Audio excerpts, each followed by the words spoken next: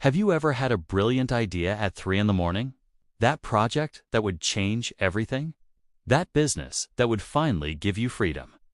That course you always wanted to take? You even wrote it down, made lists, researched, planned every detail, and then, nothing. Weeks pass, months pass. The idea is still there, in your head, perfect, untouched, but also unexecuted. You tell yourself, I'll start tomorrow, next week when I have more time, when everything is perfect. But the truth, tomorrow never comes. And it's not laziness. It's not lack of time. It's something much deeper that nobody tells you. If you're tired of planning and never executing, of having ideas that die on paper, of watching others do what you only dream about, then this story is for you. Because there was a man who lived this for 7 years, until a 15-minute conversation changed everything. Stay with me until the end. What you're about to discover might finally get you out of paralysis. Marcus was 32 years old and had a drawer full of notebooks. Each notebook contained a different project: a podcast about personal development, an ebook about productivity, a YouTube channel, an online consulting business. Brilliant ideas, all of them well-researched, well-planned, but none executed. Marcus worked at a marketing company as an analyst. He was good at what he did, competent, reliable, but deeply unsatisfied. Every day, he saw people with less knowledge than him building businesses, creating content, gaining the freedom he desired. Why can they do it and I can't? He asked himself. The answer he gave himself was always the same. They're lucky. They have time. They have connections. I need to plan better. So he planned and planned and planned. Marcus's ritual was always the same.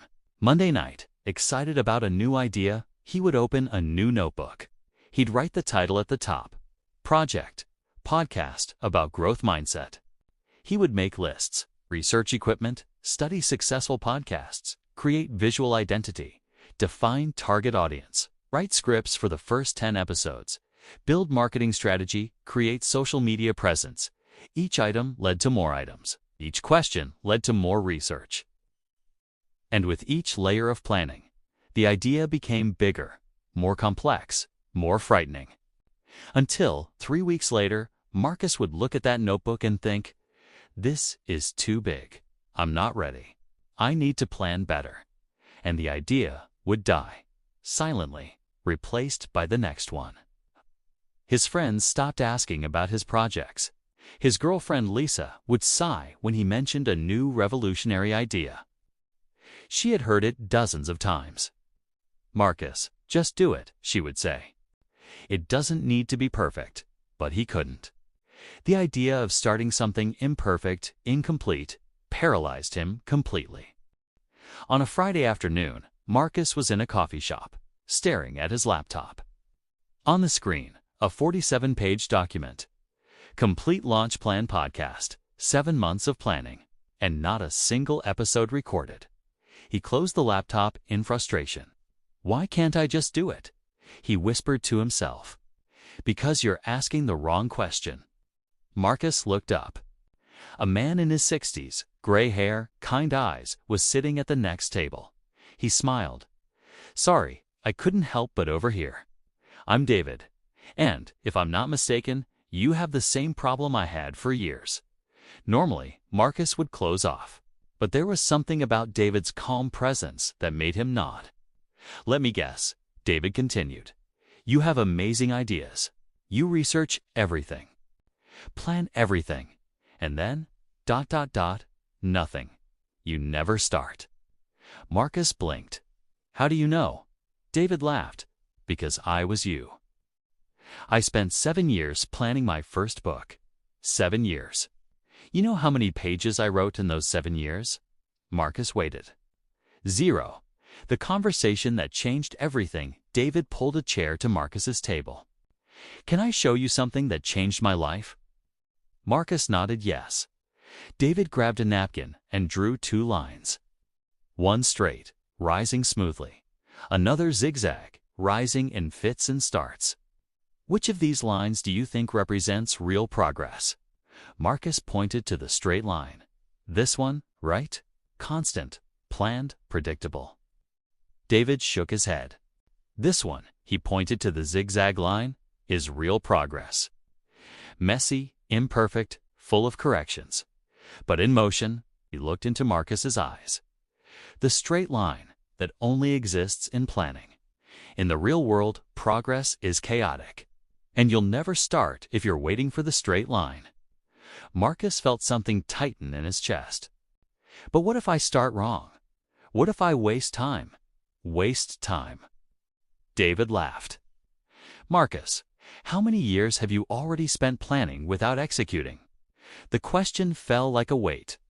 7 years, Marcus admitted quietly. So tell me. David leaned forward. How much time have you really wasted? David continued. Let me tell you the truth nobody wants to hear. You're not procrastinating because you're not ready. You're procrastinating because you're afraid. Afraid of what? Afraid that when you finally execute the perfect idea in your head, it won't be as good as you imagined. Afraid that you're not as good as you imagined. Marcus felt the words piercing his defenses. While the idea is in your head, it's perfect. You're perfect. But the moment you execute, you expose yourself, and that's terrifying. David paused. So you convince yourself you need to plan more, research more, wait more. You read just delaying the inevitable, confronting the difference between who you imagine you are and who you really are now. Marcus was quiet. Every word resonated as truth. And here's the secret, David said. The person you want to be. You only become them by doing, not planning, doing. David turned the napkin over and drew 3 connected circles. Let me show you a system. It's not motivation, it's method. Circle 1. The 2-hour rule. Any project can start in 2 hours, not plan. Start. You want a podcast? In 2 hours, you can record a pilot episode on your phone. It doesn't need to be good. It needs to exist, but no buts. 2 hours, version 0.1. The worst podcast ever made. But made. Circle 2. Progression, not perfection. The first version is always bad. Always. It's not failure, it's process.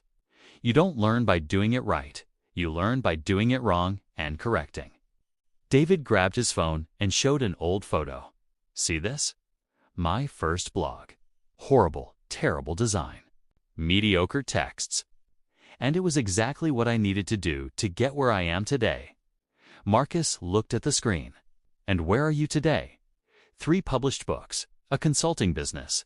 But the important thing, I started. And each bad version taught me what the next one needed to be. Circle 3. Minimum viable action. Stop planning the final project. Ask, what's the smallest action that proves the concept? You want to write a book? Write 1 page. 1. You want an online business? Sell something to 1 person. 1. David pointed at Marcus. What's the smallest version of your podcast you can do today?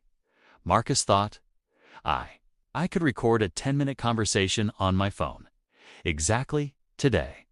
Why not? David wrote something on the napkin and slid it to Marcus. Action defeats anxiety. Always. Make a deal with me, David said. Today, when you leave here, you're going to record 10 minutes about anything you don't need to publish. It doesn't need to be good. It just needs to be done.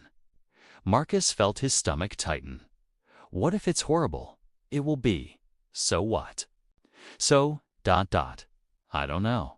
So nothing. The world doesn't end. You don't die. You just have a bad episode. And tomorrow, you can record a less bad one. David stood up. Marcus, you have 2 choices. Continue being the person who has amazing ideas that never happen, or become the person who makes bad things that improve over time. Which do you choose? He left the napkin on the table and walked out. Marcus sat there, staring at those words. Action defeats anxiety. Always.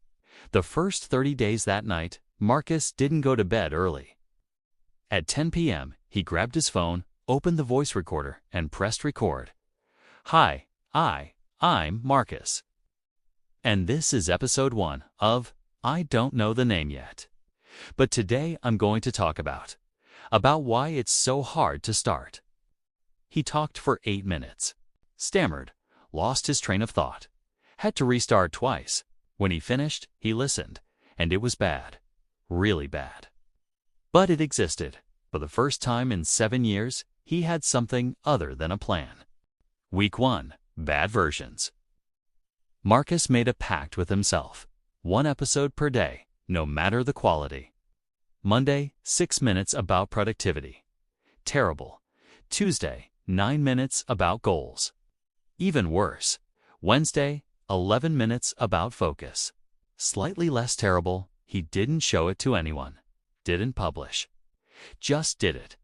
And something strange started to happen. On the 5th episode, he didn't need to restart. On the 7th, he talked for 15 minutes without stopping. It wasn't good, but it was improving. Week 2, real feedback. On the 10th episode, Marcus did something terrifying. He sent it to Lisa. I know it's bad, he said, but I did it. Finally did something. She listened. All of it. And then said, Marcus, this isn't as bad as you think.